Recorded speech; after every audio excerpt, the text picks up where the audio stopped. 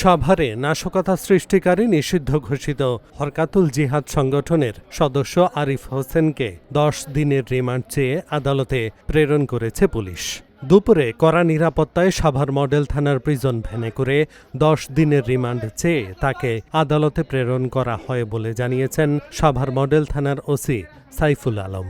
আদালত রিমান্ড মঞ্জুর করলে তাকে জিজ্ঞাসাবাদে অনেক তথ্য পাওয়া যাবে বলে জানিয়েছে পুলিশ। এর আগে তাকে মঙ্গলবার দিবাগত রাতে সাভারের তেঁতুলঝরা ইউনিয়নের শ্যামপুর এলাকার আব্দুল জলিলের বাড়িতে তাকে নিয়ে অভিযান চালায় পুলিশ।